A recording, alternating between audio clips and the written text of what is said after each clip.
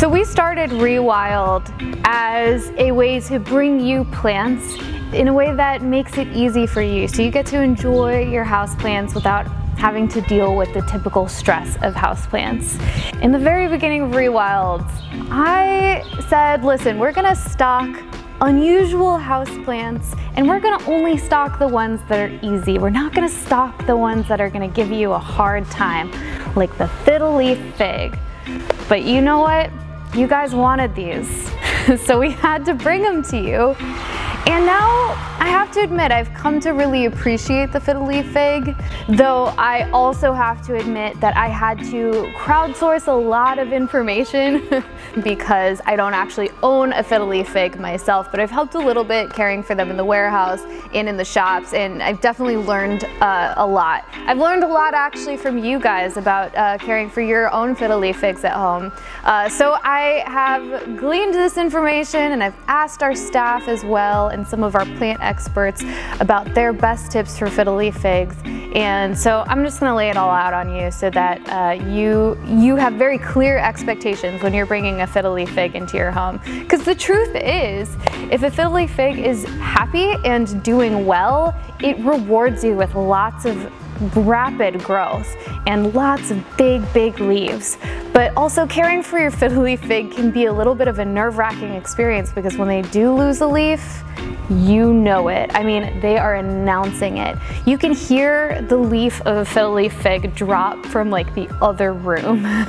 It is an event, and God forbid they lose several leaves, which is actually quite common. It's just scary. I mean, these leaves are big, they're heavy, and it makes a big visual impact when you lose them. You tend to notice as a plant owner when your Fiddle Leaf Fig has lost leaves.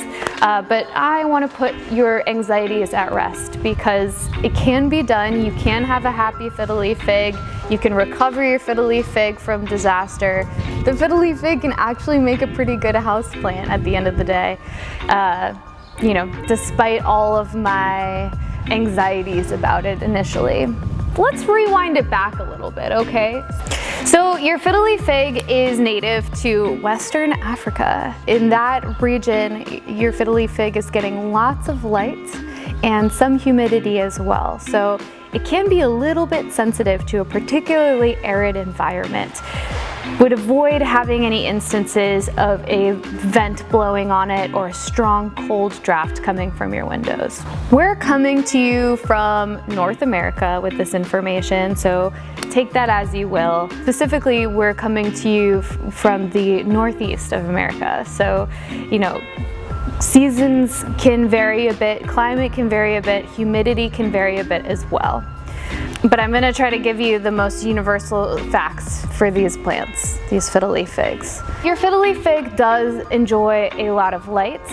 So it can tolerate some direct light as well. So your best bet is to keep it close to a window, in the vicinity of a window where it's getting lots of ambient light and maybe, like we said, a little bit of direct light.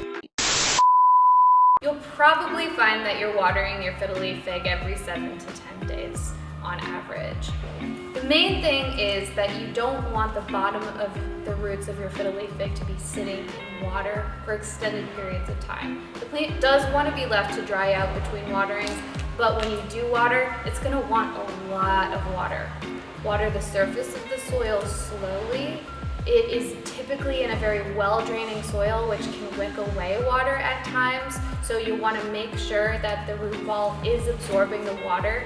It can help to aerate the soil a little bit by poking holes in the soil, which is also something that the new soil probe from Greenery Unlimited can do. Your Fiddle Leaf Fig can be sensitive both to overwatering and underwatering. So it might help you to know what signs you want to look for with regards to that. One common issue that tends to crop up with these Fiddle Leaf Figs is something called edema. This is when you're seeing these sort of speckles of brown and red spots on the leaves of your Fiddle Leaf Fig. That is a sign of inconsistent watering. That can happen when you've veered off of your watering schedule. Usually it's a result of too much moisture around the roots for an extended period of time. So it's really important that your Fiddle Leaf Fig has a well-draining pot situation. That means you have a drainage hole. Even better if you have some rocks at the bottom of the pot to help facilitate airflow around the roots, to help prevent against any stagnant water and stagnant soil, which can cause bacteria to form. Your underwatered Fiddle Leaf Fig might actually look a little bit droopy. You'll notice that the leaves of these figs are quite structured and upright, but once they start to fall kind of closer to the trunk or turn downward a little bit, that can be a sign that your Fiddle Leaf Fig is ready to get some water. If you notice brown spots on the leaves, especially closer to the stem of the leaf or around the bottom leaves, and even if you're noticing yellow in the leaves, those are all signs of overwater. So you want to adjust your watering just so. Maybe add a day or two in between your waterings to see if you notice any improvement in those areas. A lot of these issues can resolve, so stay calm. Don't overwater your Fiddle Leaf Fig. Your Fiddle Leaf Fig can come in a few forms. It can come in a tree form, a bush form. Sometimes you have these very column-shaped Fiddle Leaf Figs that are pretty straight. And then sometimes you have ones where they're branching out quite nicely. In order to get your Fiddle Leaf Fig to branch, you're gonna have to prune it. This is what they do in the greenhouses. They prune them, and from the point where the Fiddle Leaf Fig is pruned, that is where it actually branches out. So we're talking about cutting off the top of a Fiddle Leaf Fig so that it will branch out. If you are trying to help it grow more voluminous or wider at the top, it can be a good thing to do. Especially if you have a very long continuous growth that's starting to get leggy, that's starting to get obstructive in your home, there's no shame in pruning it. Likewise, you can encourage leaf growth along the principal trunk of your Fiddle Leaf Fig.